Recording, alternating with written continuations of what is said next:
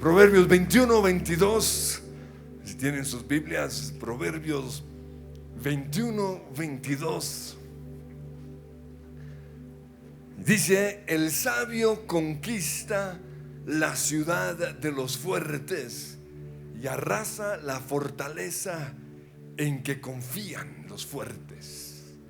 Quiero volver a leerlo. El sabio conquista la ciudad de los fuertes. Y estoy hablando acerca de lograr nuestra libertad total.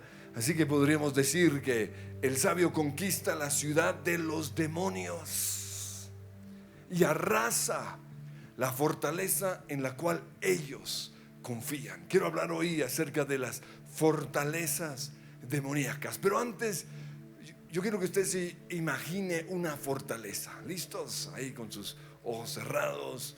¿Qué creen ustedes que es una fortaleza?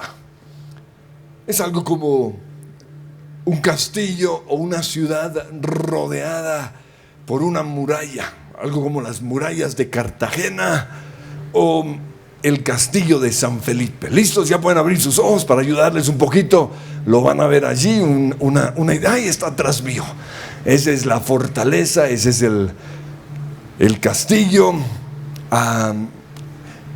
Y algunas fortalezas, para mayor protección, fueron rodeadas por un río. En este caso vemos como un lago. Y en este lago a veces metían cocodrilos o serpientes o algo así, pues para que nadie se metiera a la fortaleza. Así que la única manera era por medio del puente, que en las noches, o al menos en la película de Shrek, lo cerraban, ¿no es cierto? Ahora, observen que en las esquinas encontramos unas torres, y también más o menos cada 8 metros encontramos unas torres, y podríamos imaginar que estas torres están totalmente protegidas, o más bien fueron levantadas alrededor de unas 4 o 5 columnas. También hay vigas profundas hacia abajo. De hecho, en muchas de estas fortalezas es más grande lo que está abajo que lo que está arriba. Hay todo otro mundo allí abajo. Hay túneles por todo lado. Y esto es pues una fortaleza. Es para que lo tengan presente. Cuando en la Biblia se habla de fortalezas, se está pensando en algo así, una ciudad amurallada, un castillo totalmente protegido. Y quiero que comparen ahora esta fortaleza en el mundo natural con lo que podría ser una fortaleza espiritual demoníaca. ¿Cómo creen ustedes que es? Pues en primer lugar, bien en lo profundo encontramos el fundamento de esta fortaleza espiritual. Y desafortunadamente muchas personas, o en la vida de muchos, se comenzó a construir su vida sobre el pecado y las maldiciones de sus antepasados. Digo desafortunadamente porque pues ustedes no tuvieron la culpa. En pecado fuimos concebidos. El pecado de nuestros antepasados nos afecta de alguna manera, aunque hay esperanza en Jesús. En Jesús podemos romper todo eso, pero necesito que conozcan por qué muchas personas sufren con las fortalezas, porque sus vidas fueron construidas sobre el pecado de sus antepasados o las maldiciones de sus antepasados. A este fundamento se le puede añadir también los pactos y las consagraciones que ellos hicieron. Pactos, algunos satánicos, otros pactos que no son satánicos, pero son igual de malos. Y muchos pues nacieron ya con esas fortalezas en sus vidas. Otros también fueron consagrados. Tan linda su abuelita, consagrándolo a quién sabe qué demonio. Porque aunque estamos en una nación en donde pues hay ciertas costumbres, hay que entender que la Biblia está totalmente en contra de los ídolos. Porque los ídolos fueron simplemente dioses del pasado, dioses paganos que fueron, entre comillas, santificados. Se les cambiaron los nombres. Pero son ídolos, y detrás de los ídolos hay demonios, y la Biblia es muy clara con respecto a esto. Entonces, cualquier consagración que le hayan hecho a usted, por más lindo que haya sido, eso fue un fundamento que le dio derecho a esta fortaleza demoníaca en su vida. También a esto se le puede añadir las prácticas de ocultismo de nuestros papás o de nuestros abuelos. Y podríamos decir que estas prácticas de ocultismo son como vigas que comunican una columna con la otra. Y algo nosotros hemos aprendido en las liberaciones es que hay momentos en los cuales los demonios se comunican entre ellos. Ahora, esto sucede cuando estamos en un grupo ministrando liberación. Entonces de repente el demonio que está en esta persona comienza a comunicarse con el demonio del que está más al frente y comienzan ellos a fortalecerse. Entonces, si eso sucede en un grupo, imagínense lo que puede suceder en el interior de una persona en donde hay fortalezas demoníacas. Se comunican entre ellos porque ellos saben que así son más fuertes. También sigo hablando simplemente del fundamento de la fortaleza. Encontramos las creencias equivocadas de nuestros papás, ¿no? Ellos creían ciertas cosas y muchos simplemente no, eso es lo que siempre hemos creído, pero es que uno no cree lo que siempre se ha creído, uno tiene que ir a ver qué dice la Biblia. Entonces, ese es el fundamento de la fortaleza, bien profundo. Pero luego encontramos las columnas de la fortaleza, lo que sostiene todo ese palacio, y esas columnas son nuestros pecados y las consecuencias de nuestros pecados. Pecados como la rebeldía, es una columna; la mentira, el robo, el enojo, los pecados sexuales son columnas que le dan derecho a estas fortalezas espirituales. Las ligaduras del alma. ¿Y qué son las ligaduras del alma? Pues lo que sucede cuando hay una relación sexual con otra persona. Nos ligamos mentalmente, emocionalmente con esa otra persona. Y esas ligaduras del alma le dan derecho a los demonios. Pero además de esto encontramos las confesiones, ¿no? Lo que usted siempre ha confesado. ¡Ay, qué jartera de vida! Los chistes que algunos dicen. Y usted tiene que ver que muchos de sus chistes o comentarios son contrarios a la palabra de Dios. Son contrarios a lo que Dios quiere para su vida, ¿no? Como qué pereza alguna actividad que a usted le toca hacer todos los días. Por ejemplo, qué pereza estudiar. Esa es una confesión diabólica. Qué pereza, digamos, en el caso de mis hijos, practicar el piano. Es una confesión diabólica. ¿Por qué? Porque va contrario a la voluntad de Dios para sus vidas. Y entonces nosotros nos acostumbramos a decir muchas confesiones bobas sin darnos cuenta que con estas confesiones estamos construyendo columnas de donde los demonios se están fortaleciendo en nuestras vidas.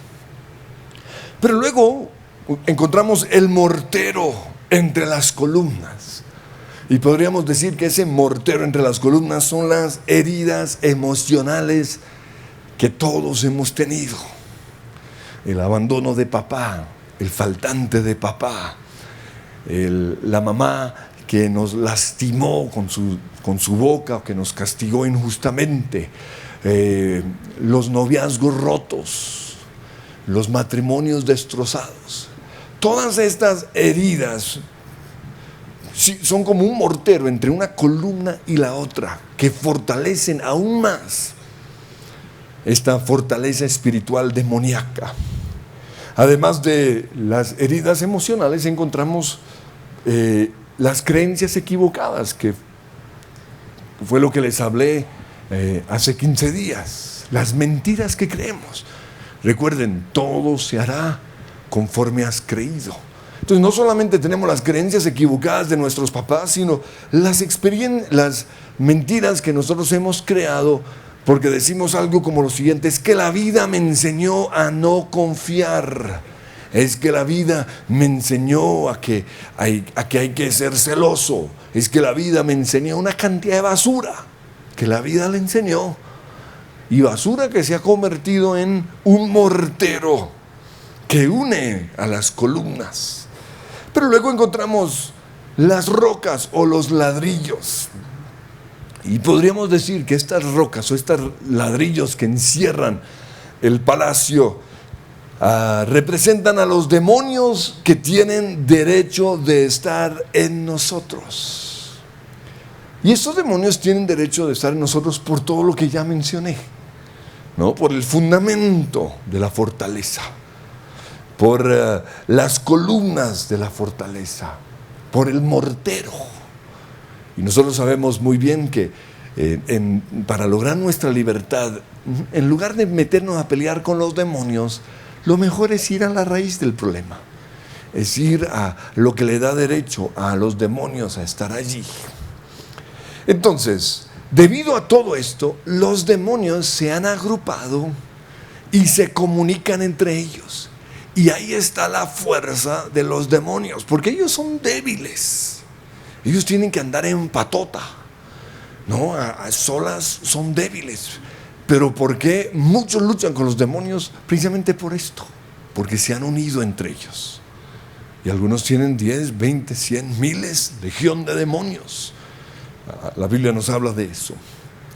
Entonces, el enemigo, es decir, el diablo, sabe lo importante que es mantener conectado y unido todo su reino, todos sus demonios.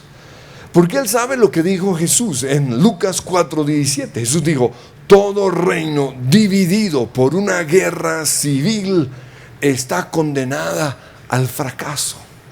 Todo reino en donde hay división entre las personas que están allí, los de Millonarios, los de Santa Fe, los de liberales, los conservadores, es cierto. Toda nación dividida pues va a fracasar. Una familia dividida por peleas, por comparaciones, se desintegrará.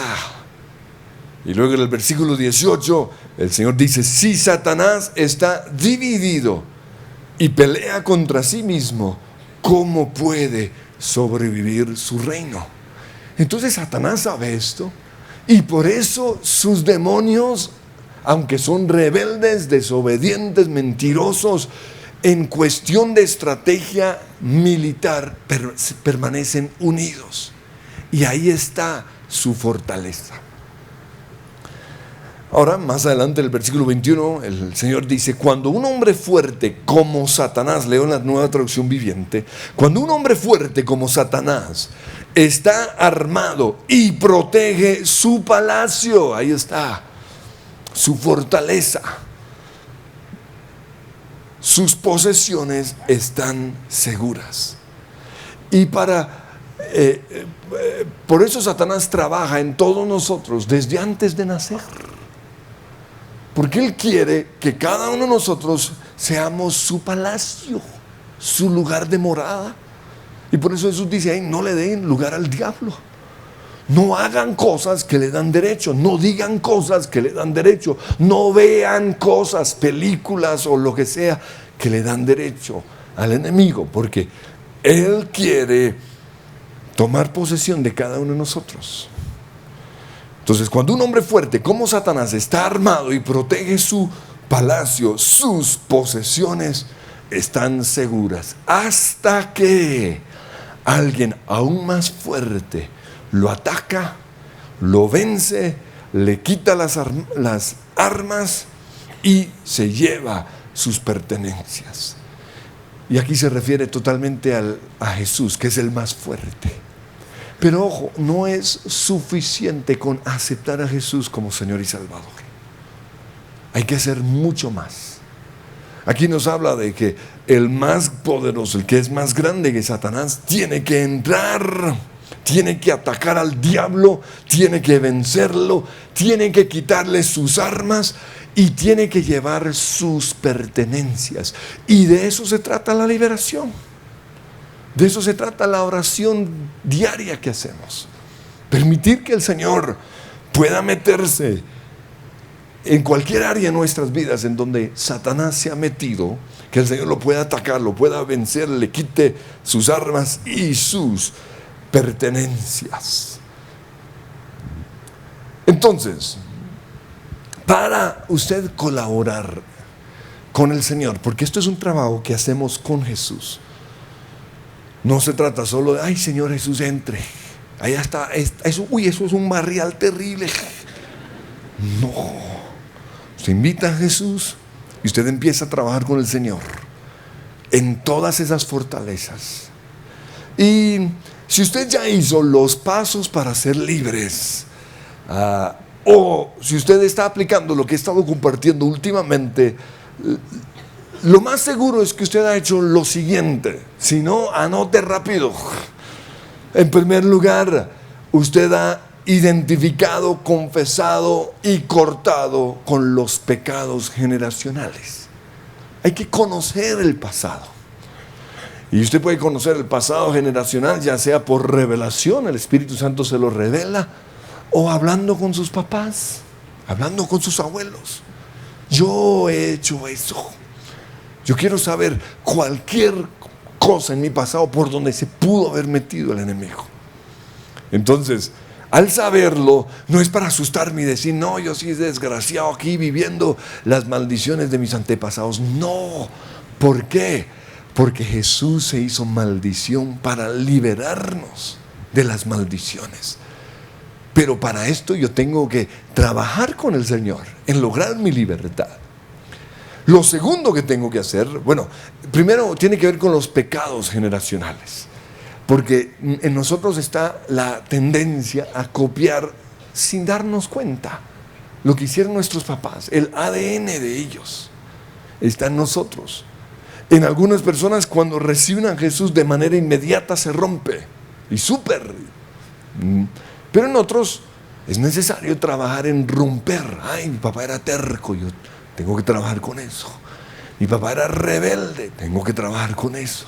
Ay, mi abuelo era mujeriego, voy a romper, voy a confesar ese pecado y voy a evitar cualquier cosa que me pueda llevar hacia eso. Pero lo segundo es romper las maldiciones generacionales. Perdona, y me equivoqué, Jesús se hizo maldición para romper esto. Entonces, no le tenga miedo a las maldiciones generacionales, porque Jesús ya las rompió en la cruz, pero conózcalas. ¿Qué maldición hay en su linaje? Cáncer, pobreza, lo que sea, conózcalo y rómpalo. Pero en tercer lugar, para usted ser libre, usted tiene que confesar sus pecados, es decir, sacar la basura que le da derecho a los demonios. Pecados como el orgullo, como el ocultismo, como la rebeldía, como la mentira, el robo, el enojo, la tristeza, todo pecado sexual. Usted tiene que confesarlo, pero no se trata de confesar y volver a pecar. No. Confesar es arrepentirnos y tomar la decisión de no volver a cometerlo. De eso se trata la confesión. Confesar nuestros pecados o el arrepentimiento es renovar mi mente. Renunciar a creer que es que yo soy tomatrago, que yo soy mujeriego. No, renueve su mente, eso es confesar el pecado. Pero lo cuarto es la sanidad emocional. Ver qué emociones se le disparan en su vida. Tristeza, quizás angustia. Y por medio del perdón lograr su sanidad emocional. Lo siguiente, el punto 5, es renunciar a las creencias equivocadas. Creencias equivocadas con respecto a Dios, creencias equivocadas con respecto a usted mismo, con respecto a su esposa, a su esposo, con respecto a los hombres, con respecto a la vida. Cualquier creencia contraria a la palabra de Dios, usted tiene que renunciar a ella. Esa no se va así nomás. Usted va a decir, yo renuncio a esto y creo en esto. La Biblia dice que debemos llevar cautivo todo pensamiento a la obediencia a Cristo. Ojo, que esto no se da sentado en el sofá. Esto se da en oración. Pero el punto siguiente es desligar nuestra alma de otras personas. Y la ligadura del alma se da o viene como resultado del sexo. Con cualquier persona con la cual usted ha tenido relaciones sexuales, la Biblia dice, usted se hizo una sola carne con esa persona de malas. ¿Quién lo mandó a ser bruto? Entonces algunos, pero si yo tuve como 10, más bruto todavía. Por eso la Biblia dice que es de brutos el adulterio, ¿no? Dice, me gusta lo que dice Proverbio, le faltan sesos al adúltero. ¿Por qué? Porque se ha ligado con 10 o con 20. Y si uno de esos fue una prostituta, una mujer de esas cualquiera, que se acostó con todo un ejército, el pobre, no se imagina la cantidad de demonios o de maldiciones que tiene por esa ligadura del alma. También hay ligadura del alma cuando nos involucramos emocionalmente con alguien, cuando le entregamos nuestro corazón, cuando soñamos con esa persona, cuando algo sucede en la parte emocional. Pero también nos ligamos en nuestra alma por medio de los pactos, por medio de los votos, ¿no? Que, ay, te prometo el sol y la luna, cuidado, porque ahí puede haber ligadura del alma. Y lo último que hacemos para ser libres es renunciar y echar fuera los demonios. Entonces, lo primero es cortar los pecados generacionales. Lo segundo es romper las maldiciones. Lo tercero es confesar nuestros pecados. Lo siguiente es una vida de perdón. El punto 5 es renunciar a las creencias equivocadas, es decir, renovar la mente. Punto 6, desligar mi alma. Y punto 7, renunciar y echar fuera los demonios, ¿no? Pero con respecto a lo que estoy hablando hoy, a las fortalezas demoníacas, no es tan fácil. En algunos casos no se van así nomás. Es decir, hay que hacer mucho más.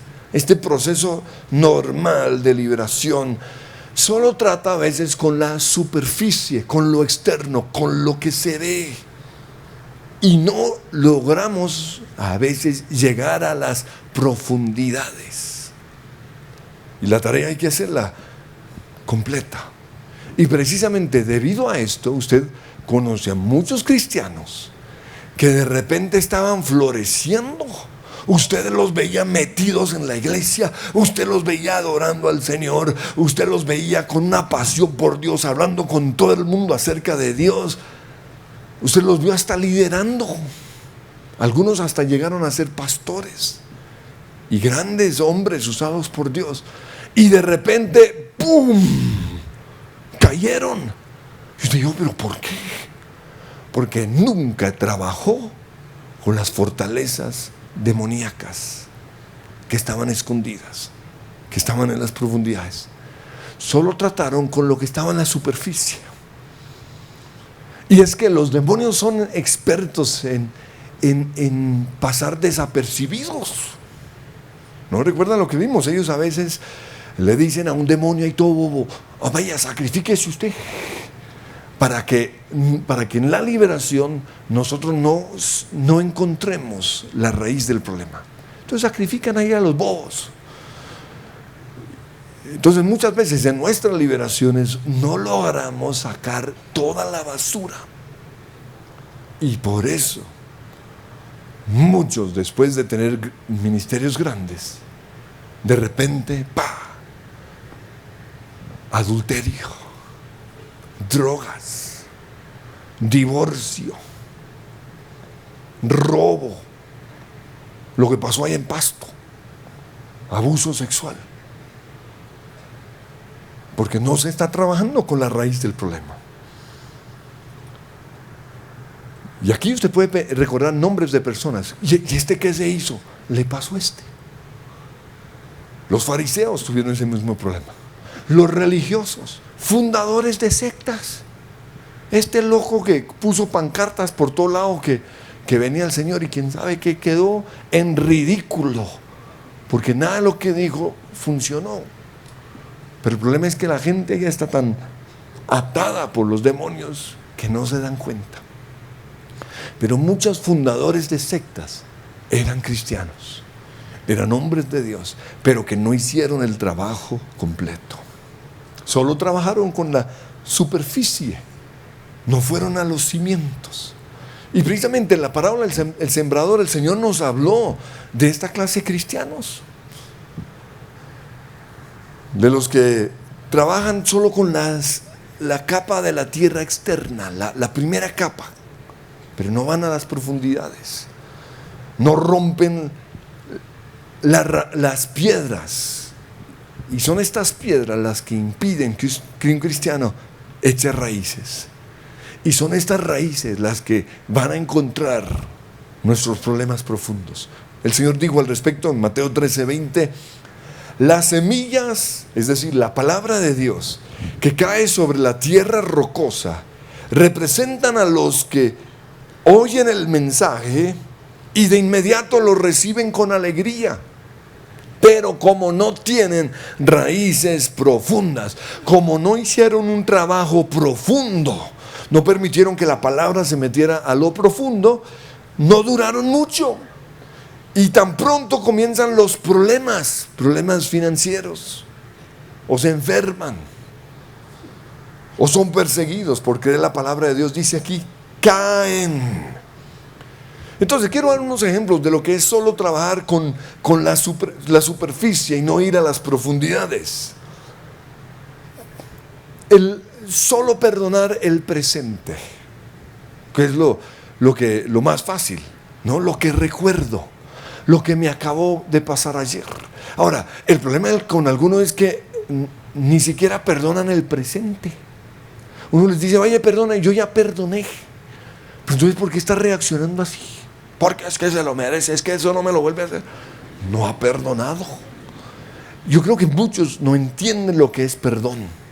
Usted sabe que ha perdonado cuando puede amar a esa persona, cuando usted puede volver a hablarle bien, o cuando usted le habla bien. Pero algunos ni siquiera perdonan el presente, mucho menos el pasado. Entonces, lo que nosotros tenemos que hacer ante cualquier reacción emocional es preguntarnos, ¿por qué reacciono tan fuerte? ¿Por qué me dispara tanto mi hijo o mi esposo? Porque alrededor de eso hay alguna raíz más profunda de su niñez. Y esas son las fortalezas con las cuales tenemos que trabajar. Con respecto a las maldiciones, es muy fácil romper las maldiciones obvias, romper la pobreza, romper la ruina. Pero ¿qué con respecto a maldiciones que no se ven? Y después lo agarran a usted. Una y otra vez mi papá me decía, es que si yo hubiera conocido cuando era joven lo que conocemos hoy. O sea, desafortunadamente se levantó en una iglesia en donde no le dieron conocimiento acerca de romper las maldiciones. Si yo hubiera conocido, mi vida no hubiera sido la que tuve. Entonces, ella aproveche, no importa su edad, aproveche el privilegio de estar en una iglesia en donde nos metemos a las profundidades. Podemos también, con respecto a las creencias equivocadas, identificar algunas de esas creencias equivocadas, porque son obvias. No, por ejemplo, yo creía que el Señor no sanaba. No, eso es fácil de reconocer. Renuncio a esa creencia y hoy creo que Jesucristo es el mismo ayer, hoy, por los siglos, que Él sigue sanando. Esa es una creencia fácil, pero ¿qué con esas creencias que están en lo profundo que usted ni siquiera sabe que están ahí? Creencias que solo salen cuando usted está bajo estrés, cuando sale lo peor que hay en usted y usted dice, es que Dios es injusto, es que Dios es malo, es que Dios es pobre, o es que Dios no existe. ¿Sabía usted que aquí en su interior hay fortalezas que dudan de la existencia de Dios? Y si usted no las saca a la luz, esas fortalezas se van a tirar su vida. Con respecto a los demonios, es muy fácil echar fuera a aquellos que están simplemente agarradas a las paredes del castillo.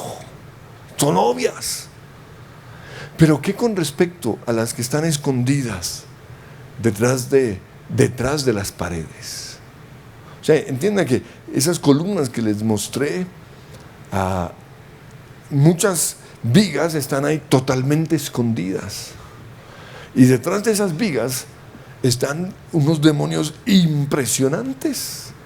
los hombres fuertes que controlan todo. Que con respecto también a los pecados y las maldiciones que alimentan a esos demonios, que los hacen más fuertes. Entonces hay que hacer un trabajo profundo. Pero la pregunta es, bueno, pero yo ¿cómo puedo saber si en mi vida hay una fortaleza demoníaca? Pues por los síntomas. Uno de los síntomas es el no poder dejar un pecado. No, yo he podido dejar todo, pero este pecado sí no he podido. Esa es una evidencia de que quizás, o sea, no necesariamente, pero de que quizás hay una fortaleza demoníaca. Dice al respecto, Hebreos 12:1 nos habla del pecado que nos acosa. En algunas personas hay un pecado que toda su vida los está acosando. Y ojo, si no logramos la victoria sobre ese pecado que nos acosa, en 10 años ese pecado es el que nos va a alejar de Dios. O es el que va a destruir nuestra vida, nuestro matrimonio. Ese pecado lo va a meter a usted en la cárcel, lo va a meter en problemas. Otra evidencia de que quizás en su vida hay una fortaleza demoníaca es una persona, o que usted esté viviendo debajo de su potencial. Usted no está realizando el destino de Dios en su vida. Usted no fue destinado para ser un fracaso. Entonces, si usted es un fracaso, si usted no está viviendo lo que Dios destinó para usted, eso es señal de que es posible que haya fortalezas demoníacas que lo están impidiendo, que lo mantienen todo bobo, que lo mantienen temeroso, que lo llevan a usted a tenerle miedo a la gente. Otra tercera evidencia de estas fortalezas demoníacas son las personas que son ministradas una y otra vez y siguen atadas. ¿No? O sea, uno, otra vez esta hermanita. Hay una fortaleza profunda. Y ella es una perezosa, ella quiere que con pañitos de agua tibia, o sea, que con oraciones ahí de otros sea liberada. No. Yo personalmente creo que este es un trabajo individual. A cada uno nos toca encontrar la fortaleza demoníaca y trabajar con ella. La otra evidencia de una fortaleza demoníaca es la oposición hacia la liberación. Y es interesante, pero hay dos extremos de oposición a la liberación. Uno es las manifestaciones demoníacas, ¿no? Entonces, siempre que esta persona está siendo liberada o se está haciendo su autoliberación, comienzan las manifestaciones. ¡Ya, te voy a matar!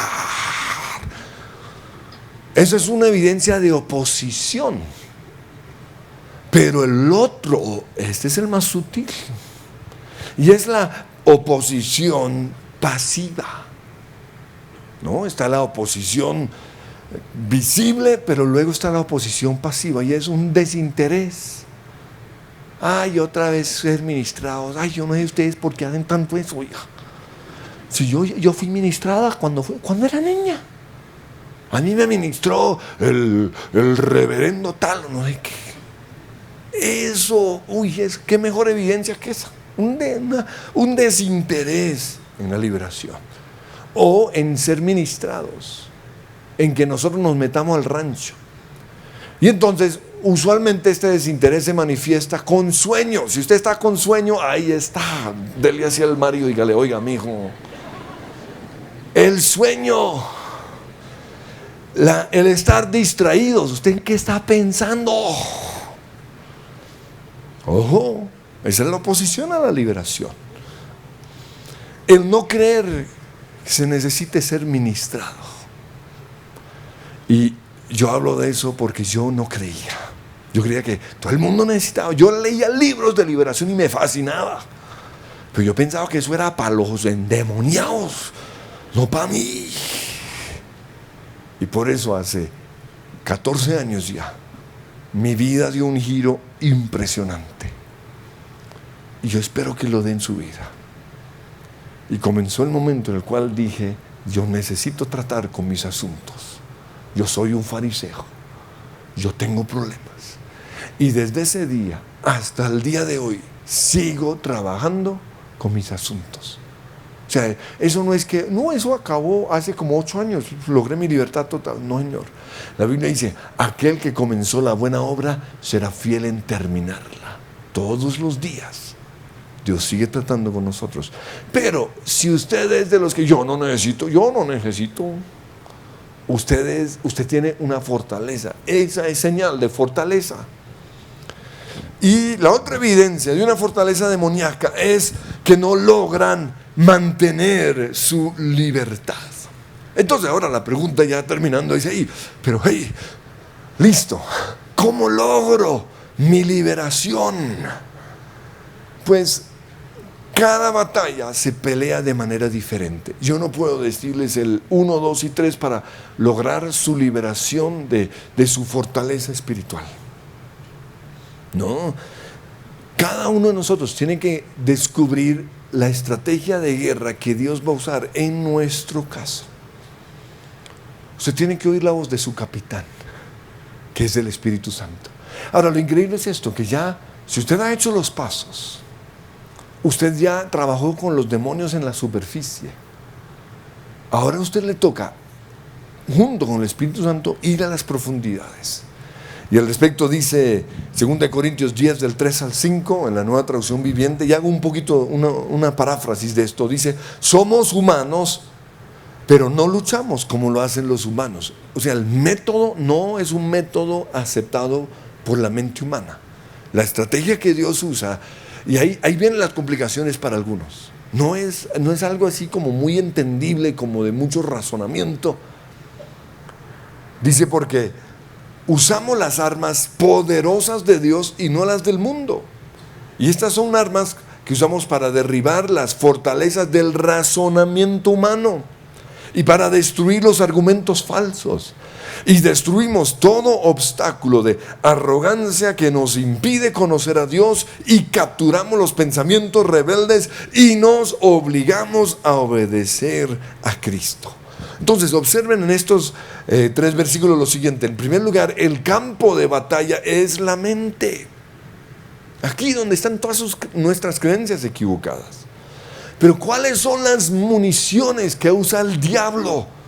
Los argumentos. Pero yo no entiendo, pero no sé por qué. Las teorías, los razonamientos y las arrogancias, pero dice aquí en contra de la verdad de Dios.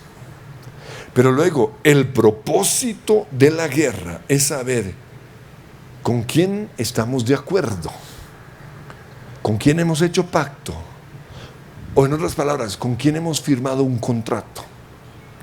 Si es con Cristo o con el enemigo. Ahora, yo sé que todos aquí dirán, yo con Cristo.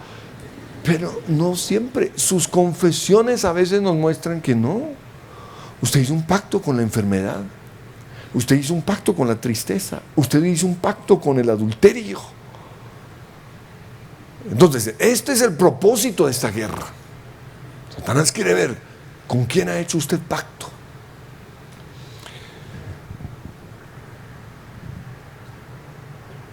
Lo otro que vemos aquí es que el enemigo va a hacer todo lo posible para impedir que conozcamos la verdad acerca de Dios.